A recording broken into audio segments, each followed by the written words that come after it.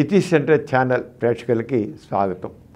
మనం గోరా గారు అనేక మూఢనమ్మకాల గురించి నాస్తిక దృష్టితో ఎలా చూడాలి, మనం చాలా మూఢనమ్మకాలకి ఇదిగో సైన్స్ ప్రకారంగా ఇది తప్పు అని చెప్పేస్తుంటాం. మామూలుగా సైన్స్ ప్రకారం చూసినట్లయితే ఇది ఇలా జరిగింది, మూఢనమ్మకాలు అంతా ఎటువంటి అర్థం లేని తోసేస్తాం, లేదా సైకలాజికల్ అని తోసేస్తాం. అలా కాకుండా గోరా గారు మూఢనమ్మకాలని సైంటిఫిక్గానే కాకుండా నాస్తిక దృక్పథంతో మనం చూడాల్సిన అవసరం ఉంది. నాస్తిక దృక్పథం చూస్తే దాన్ని చాలా వరకు మరి అలాంటి వాటిని మనం అరికట్టదు. కేవలం చెప్పేసి ఒక సైంటిఫిక్గా చూసి చెప్పి అలా కాకుండా నాస్తికత్వం యొక్క దృక్కోణంలో చూసినట్లయితే వాటిని మనం చాలా వరకు పెరగకుండా ఆపొచ్చు ఈ మూఢనమ్మకాలని అని చెప్పారు. ఇవాళ కూడా గోరా గారు మరి అప్పుడున్న సంఘం పేపర్లో గోరా గారి సంపాదకుతున్న సంఘం పేపర్ నడిచేది, ఆ దాంట్లో దైవ విశ్వాసము కళలు అనే విషయం మీద ఆయన ఏం చెప్పారు. మనందరికీ కళ్ళు వస్తాయి కదా, ఈ కళ్ళు వస్తే కళ్ళల గురించి చాలామంది ఏమిటంటే కొంతమంది కళ్ళు ఏంటంటే కళ్ళు వచ్చేప్పుడు ఆ భగవంతుడు వాడు తీసుకెళ్ళి చేస్తాడు, తిప్పుతాడు, చూపిస్తాడు అని అంటారు. నేను ఎవరు ఏం రాశారంటే ఒక ఆయన ప్రశ్న రాశారు గోరా గారి సంఘం పేపర్కి, దేవుని స్మరించుకొని పరుండిని ఎడల స్వప్నములు కలవరింతులు రాబని చెప్తారు, ఇది నిజమా? కాని ఎడల స్వప్నములు కలవరింతులు ఎందుకు వచ్చును? అసలు ఎందుకు కళ్ళు వస్తాయి, కలవరింతులు ఎందుకు వస్తాయి, కారణం ఏంటి అని అడిగారు. దానికి గోరా గారు ఏం రాశారంటే, మనకు మామూలుగా ఉన్న భావాలే వింత కలయికతో వస్తే వాటిని స్వప్నములు అంటాము. మనకైతే దాదాపు తెలిసినవంటే కళలు ఎప్పుడు కూడా మనకు తెలియడం ఉండవు, కల్పనలు ఉంటుంది, దానికి చాలా యాడ్ అవుతాయి వేరే విషయం. కానీ కళ మన విషయం మాత్రం దాంట్లో కొంత బేసిక్గా మాత్రం ఆ విషయం తెలిసి ఉంటుంది. మనకు సంబంధం లేదు, రాదు. మనకి ఏదో రకంగా సంబంధం, ఆలోచనలో ఎక్కడ సంబంధం ఉంటుంది ఆలోచనకి. మనం మేలుకున్నప్పుడు కూడా ఏవి తోచకుండా ఉంటే రకరకాల ఊహలు పోతూ ఉంటాం. మేలుకుని కూడా పగటి కళ్ళకి అంటారంటారు, ఇలా కూర్చొని లేక అలా కూర్చుని అలా ఆలస్యం కూర్చొని కళ్ళు వెళ్ళిపోతాయి, ఏదో ఊహించుకుంటాం. అసలు ఒక్కోసారి పక్కన్న మనుషులు కూడా మర్చిపోతాం.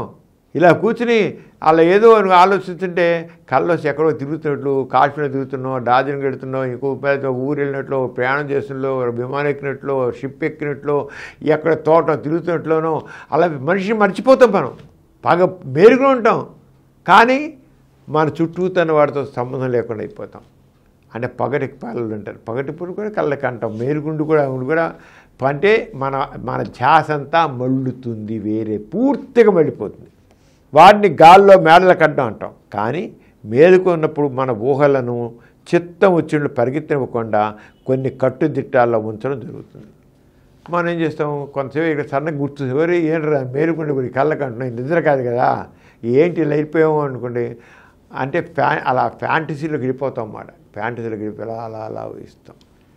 ఇదంతా కూడా బ్రెయిన్ ఆడింది. కలత నిద్రలో అనగా గాఢ నిద్ర పట్టకపోవడం మన ఊహలు కట్టుదిట్టాలు లేకుండా పరిపరి విధాలు వెళ్తాయి. మన స్లీప్ అంటే 2 రకాలు ఉంటుందండి. మెడికల్ టర్మ్లో REM స్లీప్ అంటాం, ర్యాపిడ్ ఐ మూవ్మెంట్ స్లీప్ అంటారు. ఇదే పూర్తి నిద్ర కాకుండా ఉన్నాం. పూర్తి నిద్ర ఏమంటారు, NREM స్లీప్ అంటారు. NREM స్లీప్ అనేమో పూర్తి నిద్ర, గాఢ నిద్ర. కళలు ఎప్పుడు కూడా గాఢ నిద్రలో రావు, గుర్తుంచుకోండి. మనకి ఇప్పుడు గాఢ నిద్రలో వాడిని మనం త్వరగా లేపడం, లేదా ఇప్పుడు కలతని మనం సగం నిద్రలో ఉన్నామండి, పూర్తి నిద్ర ఉండదు. పక్కన ఏమాత్రం శబ్దం అయినా లేదా మాటలు పిలిచినా, ఊరికి పిలిచినా, పేరు పిలవగానే వెంటనే లేచి కూర్చున్నాం అంటే అదేంటి, కంప్లీట్ స్లీప్ కాదు, గాఢ నిద్ర కాదు. అదే గాఢ నిద్రలో ఉంటే పేరు పిలిస్తే మనం తొందరగా లేవం, ఒకసారి మనకు వినపడుతుంది అసలు. అంచేత REM స్లీప్ అనేది పూర్తి స్లీప్ కాదు, దాన్ని కలత నిద్ర అంటారు. కలత నిద్ర అంటే గందరగోళం బాధ ఉన్నాయని కాదు, కంప్లీట్ స్లీప్ కాదు, గాఢ నిద్ర కాంతి. గాఢ నిద్ర కాని దాన్ని REM స్లీప్ అంటే ర్యాపిడ్ ఐ మూవ్మెంట్ స్లీప్. అంటే కళ్ళు లోపల గుడ్లు ఇలా కదులుతుంటాయి అన్నమాట. గాఢ నిద్ర కాని దాంట్లో REM స్లీప్ అంటారు. ఇది మామూలు పూర్తి నిద్ర కాని, గాఢ నిద్ర కాని దాన్ని REM. గాఢ నిద్ర ఏందని ఏమంటారు, NREM స్లీప్ అంటారు. Non rapid eye movement sleep. Non అంటే కాదనమాట, నో అని అక్కడ. ర్యాపిడ్ ఐ మూవ్మెంట్ కాదు. ర్యాపిడ్ ఐ మూవ్మెంట్ ఉన్నట్లయితేనేమో కలత నిద్ర. ర్యాపిడ్ ఐ మూవ్మెంట్ కానిదే నాన్ అనమాట, కానిదైతే గాఢ నిద్ర. అంచేత మనకి కళలు ఎప్పుడు వస్తాయి, కలత నిద్రలు వస్తాయి. కలత అంటే పూర్తి నిద్ర కాదు, గాఢ నిద్ర కాదు. గాఢ నిద్రలో కళలు రావు. ఎందుకంటే అప్పుడు బ్రెయిన్ కూడా చాలా వరకు నిద్రపోతుంది. అప్పుడు బ్రెయిన్ ఏంటి, బ్రెయిన్ యొక్క కెపాసిటీ స్లో డౌన్ అయిపోతుంది. దాంట్లో పూర్తిగా అంతే. ఇక్కడ కళల విషయం ఎప్పుడు వస్తాయి, కళల నిద్రలో వస్తాయి. మనం పూర్తిగా నిద్రపోము. బ్రెయిన్ బాగానే యాక్టివ్గా ఉంటుంది. బ్రెయిన్ యాక్టివ్గా మనకి కల్పనలన్నీ మా ఊహలన్నీ ఉంటాయి. కానీ ఎప్పుడైతే పూర్తి గాఢ నిద్ర వెళ్ళిపోతామో బ్రెయిన్ కూడా స్లో డౌన్ అయిపోతుంది. అసలు ఎక్కడ స్లో డౌన్ అయిపోతుంది. అప్పుడు మనకి కల్పనలు ఏముండవు, ఆలోచనలు ఏముండవు. కంప్లీట్గా అది కూడా పడుకుంటుంది. అంచేత గోరా గారు ఏం చెప్పారు, మనకి మన ఊహలు కట్టుదిరి పరిపేదలుగా పెరుగుతుంటాయి. అంటే గాఢ నిద్ర కాని చోట్ల మన బ్రెయిన్ మన చూడండి, ఊరికి నిద్ర సరిగ్గా పట్టినప్పుడు బ్రెయిన్ పనిచేస్తుంటాయి, ఎంత నిద్రపోతూనే ఉంటాం. కానీ ఆలోచన తిరుగుతుంటాయి, రకరకాల ఆలోచన తిరుగుతుంటాయి అన్నమాట. కళల్లో మనకు తెలియంది ఏది ఉండదు. మీకే కళ చేయడం తెలియదు మాత్రం కాదు. మీరు ఆలోచించే విషయం, మీరు చూసే విషయం మీ అనుభవం ఉన్నదే అవుతుంది, గుర్తుంచుకోండి.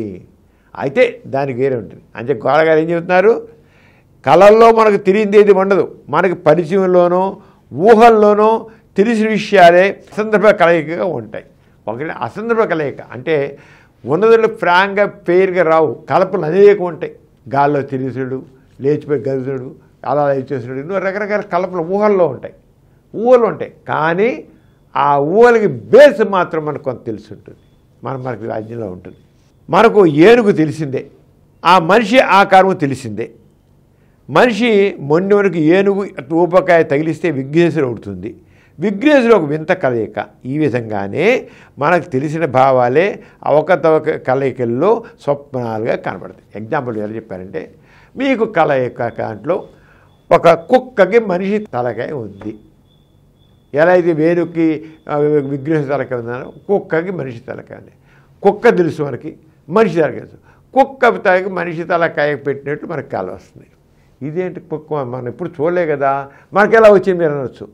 అంటే గోరగారు ఏం చెప్పారు, మనకి పరిచయం ఉన్నవే వింత కలయికల్లో మనకు వస్తాయి, వింతగా వస్తాయి. కానీ కళలకు మాత్రం మనకు తెలిసిన విషయమే రకరకాల రూపాల్లో మాత్రం కల్పనలో వస్తాయి. అది చెప్పింది అనమాట. అంచేత విఘ్నేశ్వరుడికి ఒక వింత కలయిక. ఈ విధంగానే మనకు తెలిసిన భావాలే అవకతవక కలయికలో స్వప్నాలుగా కనబడతాయి. మనం పడుకునే ముందు ఏ భావాల గురించి తీవ్రంగా ఆలోచిస్తే అవి కల్లోనే హెచ్చుగా వస్తాయి.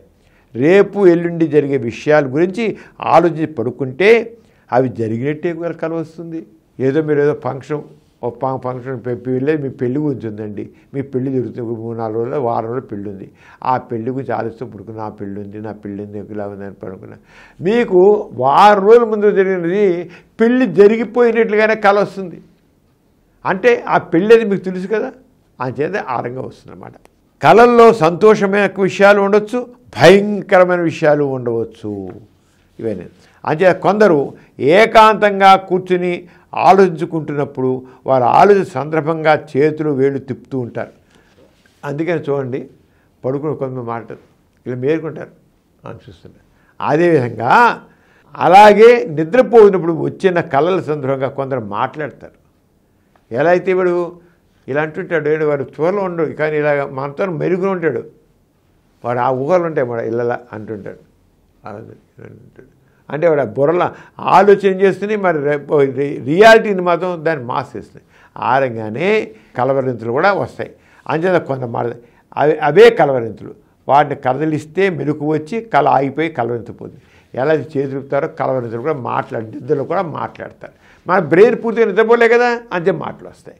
గాఢ నిద్ర దైవం అంటే శుభం అనే అభిప్రాయం కొత్తలో ఉంది. కాబట్టి పడుకునే ముందు దేవుని గట్టిగా స్మరించుకుంటే శుభప్రదమైన కళలే రావచ్చు. ఇప్పుడు కలత వచ్చి కొంత పిల్లలు దేవుని మీద విశ్వాసం ఉందా కొంతమందికి ఉంటుంది కదా, అంచేత గట్టిగా దేవుడిని స్మరించుకుని దేవుని ప్రార్థించుకుని దేవుని కళ్ళు మూసుకుని గట్టిగా బ్రతుకున్నామండి, అన్ని శుభప్రదమైన కళలు వస్తాయి. మనం ఎలా అనుకుంటే అలా ఉంటుందండి. కళల్లో మనం ఎలా అనుకుని పడుకునే ముందు మీ పెళ్లి గురించి మాట్లాడించారుగా పెళ్లి గురించి కళ వచ్చింది, దేవుడి గురించి ఆలోచించుకున్నారుగా దానికి సంతానం చక్కని కళ రావాలి, శుభంగా ఉండాలి, నేను హాయిగా ఉండాలి, శుభ్రంగా నిద్రపోవాలనుకున్నానుకోండి, ఆరగానే మీకు కళ శుభ్రంగా వస్తుంది. కాబట్టి పడుకునే ముందు దేవుడిని గట్టిగా స్మరించుకుంటే శుభప్రదమైన కళలే రావచ్చు. పీడకలు రాకపోవచ్చు బలహీన మనసు కల వాళ్ళకి దైవ నమ్మకం వల్ల ఈ ఉపయోగం ఉంటుంది. గోరగారు చెప్పారు. మరి దైవ నమ్మకం కొన్ని సందర్భాలు ఈ రకంగా ఉపయోగపడుతుంది. ఏది వారికి కొంత కలతనిద్ర వచ్చామంటే ఒరే నీ కలతనిద్ర వస్తాం కదా, కలతనిద్రలో దెయ్యాలు వస్తున్నాయి, భూతాలు వస్తున్నాయి, ఎవరైనా పీక మీద కూర్చొని పిసికేస్తున్నట్లు లేదా ఛాతి మీద కూర్చొని గుద్దుతున్నట్లు కళ్ళు వస్తున్నాయని చెబుతున్నావు కదా. కొంతమంది అలా కళ్ళు వస్తాయి, ఎవడు పీక పిసికేసినట్లు వస్తున్నాయి కదా. నువ్వు దేవుడిని స్మరించి పడుకోవాలంటే ఒక్కోసారి దేవుని అలాగే మంచి ఈ పీడకలు రాకపోవచ్చు. అంతేగాని దేవుడిని స్మరించుకోవడం వల్ల కాదు, వాడి మనసును దేని మీద పూర్తిగా లగ్నం చేసేయడం అని దాని మీద ఉంటుందండి. మనం ఎలా అయితే పెళ్లి గురించి ఆలోచిస్తే పెళ్లికి ఎలా వచ్చింది, ఇంకొంత ఎలా వచ్చిందో ఆ రంగానే ఇప్పుడు అంతే, ఇంకేం కాదు. అంటే గోరా గారు మూఢనమ్మకాలను ఆలోచించాల్సి ఎలా ఉంటుందని చెప్పారన్నమాట. కానీ అడుసు తొక్కనేలా కాలు కడగనేలా అని విధానం ఇది. బలహీన మనసుకు ధైర్యం కల్పించడానికి దైవ విశ్వాసం, శకునాలు, ముహూర్తాలు మొదటి పనికి వచ్చినా వాటి ముందు పనికి వచ్చినా వాటి ఎందుకు నమ్మిక స్థిరపడడం చేత మనసు చివరకు బలహీనత పొందుతుంది. గొరగారు ఏం చెబుతున్నారు? నీ కళతని చూడడం, భయంకర కళ్ళు, పిశాచాలు, ఏవో దేహాలు వస్తాయి కానీ దేవుని స్మరించి పడుకోవడం అంటే మొదట్లో బాగానే ఉండొచ్చు.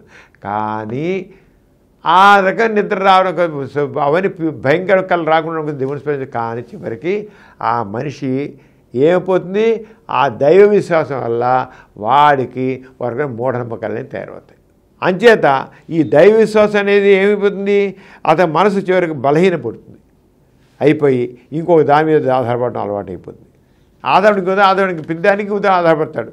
అంచేత ఆత్మవిశ్వాసం తగ్గిపోతుంది. అంచేత కలవరింతుల గురించి భయపడక దైవ విశ్వాసం వదిలిపెడితే మంచిది. దైవ విశ్వాసం కూర్చుంటే ఏమవుతుంది, వాడికి డిపెండెన్సీ, ఇంకో డిపెండెన్సీ మంచిదయ్యా, దైవుని స్మరించి పడుకో, దేవుని ప్రార్థించి పడుకో అంటే బాగానే జరగచ్చు. కానీ వాడికి ఏమైంది, పెద్దానికి డిపెండెన్సీ, దానికి ఏం పని చేయాలంటే డిపెండెన్సీ, మాట్లాడేది డిపెండెన్సీ, పని చేయాలి నిద్రపోవాలంటే డిపెండెన్సీ, ఇంకో దాని మీద ఆధారపడుతుంది. అలా కాదు, నీ అంతా నువ్వు చేసుకోవాలి. నీ భయం కోసం గెలిచాడు కరెక్ట్ కాదు, భయం కాదు, నువ్వు మనసు తిప్పుకో. నీ గురించి నేను ఎలా అనుకుంటే అలా వస్తాను గురించి అలసి, అంతేగాని నీలో లేనిపోయిన మూఢనమ్మకాలను పెంచి పోషించుకోకని గొరగా చెప్పారు. అంచేత మూఢనమ్మకాల విషయంలో నాకు ఎలా ఉపయోగపడుతుంది, అంచేత నాసిక దుఃఖం చూసినప్పుడు నువ్వు నీ మనిషి నువ్వే దృఢపరచుకో. మంచిగా ఉండి రాకూడదని రావు, అంతేను. నీ ఆలోచనలే నీకు కళ్ళు అవుతున్నాయి, నీ ఆలోచన మంచిగా పెట్టుకో. అంతేగాని దేవుని మీద లేనిపోయి దేవుని గురించి దేవుని గురించి ఎందుకు ఆలోచన అని చెప్పారు. చాలా కరెక్ట్గా ఉంది. అంటే ఈ రకంగా చెప్పారు. ఈ కళ్ళ గురించి కోరగా చెప్పి తెలుస్తున్నాం కదా. వచ్చే ఎపిసోడ్లో అబద్ధ విచారణ, ఎన్నో అబద్ధ విచారాలు ఉంటాయండి. అంచేత భగవంతుని మహిమ ప్రత్యక్షంగా కనిపెట్టాను శీర్షి కింద ఇప్పుడు చాలా కలిసి అక్కడ ఈ దేవుడు కనిపెట్టాట, ఆ మనిషికి దేవుడు ఇచ్చాడు, ఇలా కవర్ చెబుతుంటారు. అయితే ఒక చోట జరిగిందని గోరా గారు ప్రత్యక్షంగా దాని గురించి ఎంతో చేసిన దానికి రాసింది అబద్ధ విచారణ అరికట్టండి అని చెప్పి దాని మీద ఒక సంఘటన గురించి రాశారు. అది నెక్స్ట్ ఎపిసోడ్లో తెలుసుకుందాం. అంతకు సెలవు, మరి నమస్కారం. ఈ కార్యక్రమం మీకు ఎంతో నచ్చింది కదా. ఇటువంటి మరిన్ని వీడియోల కోసం అనతి కాలంలోనే 20 కోట్ల వ్యూస్ సాధించిన సమరన్ ఛానల్ సమర్పించు యతీష్ సెంటర్ ఛానల్కు సబ్స్క్రైబ్ చేయండి, లైక్ చేయండి, మీ ఫ్రెండ్స్కి షేర్ చేయండి. అలాగే ప్రక్కనున్న గంట సింబల్ని ప్రెస్ చేయడం మర్చిపోకండి. Please download Samaram Channels app from Google Play Store and watch your favorite channels. Click the bell icon and subscribe to the channels.